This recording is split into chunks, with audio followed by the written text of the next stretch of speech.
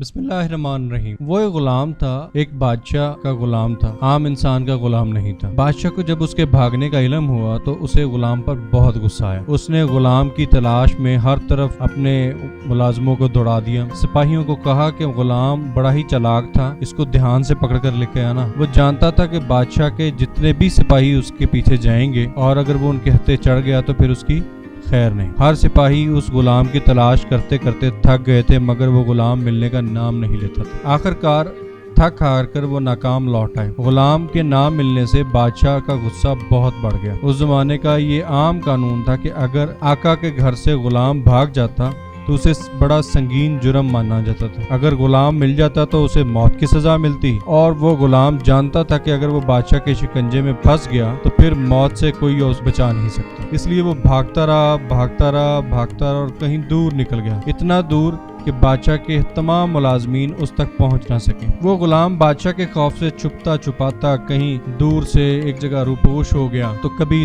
دوسری جگہ چلا جاتا تھا۔ اسے سکون نہیں مل رہا تھا، اسے کوئی ٹھکانہ نہ مل سکا وہ اپنی باقی زندگی سکون سے گزار سکتا۔ ہر وقت اس پر خوف کا بھوت سوار رہتا، یہی دھڑکا لگا رہتا کہ اب بادشاہ کے سپاہی آئے کہ اب آئے۔ اس کی جان سولی پہ لٹکی رہتی۔ یہ خوف کے سائے ہر وقت اس کے پیچھے تھے اور اس کو نہ نیند آتی، نہ سکون ملتا، نہ چین تھا۔ ہر وقت پکڑے جانے کا ڈر، ہر وقت زندگی مشکل۔ آخر ایک دن اس نے فیصلہ کر لیا، یوں پل پل جینے کی بجائے اسے بادشاہ کے پاس چلے جانا چاہیے، اور مرنے سے بہتر ہے کہ بادشاہ سے معافی مانگ لینی چاہیے، آئندہ ایسی غلطی سے توبہ کر لینی چاہیے۔ یہ سوچ کر وہ مفرور غلام بادشاہ کے دربار میں پہنچا۔ بادشاہ نے اسے دیکھا تو غصے سے کھول اٹھا۔ غلام نے رو رو کر بادشاہ سے اپنے جرم کی معافی مانگی مگر بادشاہ کا غصہ کم ہونے کی بجائے اور بڑھتا چلا گیا۔ بادشاہ غصہ نفرت کی صورت اختیار کر چکا تھا۔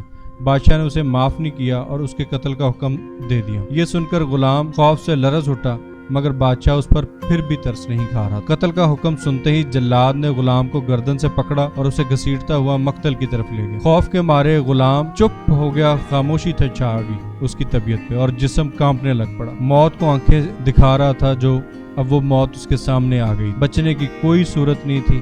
اس کا حال اور اس کا جسم، اس کے حالات، اور جسم تو یوں سمجھ لیں کہ جیسے لہو میں لت پت پہلے ہی پڑا۔ قدم لڑکھڑا رہے تھے، جلاد اسے کھینچ رہا تھا اور اسے مقتل گاہ کی طرف لے کے جا رہا تھا۔ وہ جانتا تھا کہ کچھ دیر بعد اس کی گردن الگ کر دی جائے گی۔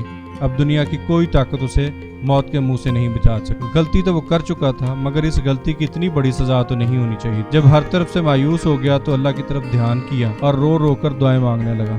اے اللہ، تو مالک ہے، تو جانتا ہے میں گناہ گار ہوں، میں نے کوئی گناہ نہیں کیا، کیا مجھے بے قصور قتل کیا جا رہا ہے؟ میرا صرف یہی التجا ہے میرے غفور الرحیم، تو میرے گناہ کی قتل کی سزا بادشاہ کا نہ دینا۔ میں بادشاہ کو اپنا خون معاف کرتا ہوں کیونکہ میں نے اس کا نمک کھایا ہے، تو میری یہ التجا قبول کر۔ جلاد یہ سن کر حیران رہ گیا۔ اس نے آج تک ہزاروں لوگوں کی گردنیں قلم کی، ہر شخص اپنی بے گناہی کی گواہی دینے کے ساتھ ساتھ بادشاہ کو برا بھلا کہتا ہے، مگر اس غلام نے تو الٹ ہی کر دیا۔ وہ حیران رہ گیا، اتنی عجیب و غریب دعا جو اس کے کانوں نے پہلے کبھی نہیں سنی اور آج سن رہی۔ یہ خبر اڑتی اڑتی بادشاہ کے کانوں تک جا پہنچ۔ بادشاہ کا دل پسیج گیا۔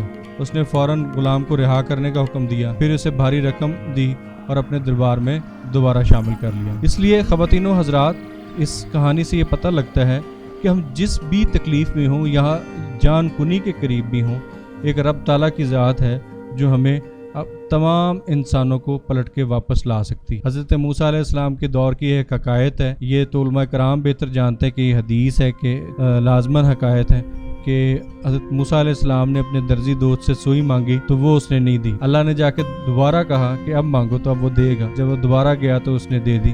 تو اللہ نے موسیٰ علیہ السلام کو یہ بات سمجھائی کہ جب میں کسی کے دل میں کسی کی محبت ڈال دیتا ہوں تو وہاں پہ وہی اس کا دل بدل کے میری طرف آ جاتا ہے، اس انسان سے محبت کرنے لگ پڑتا ہے۔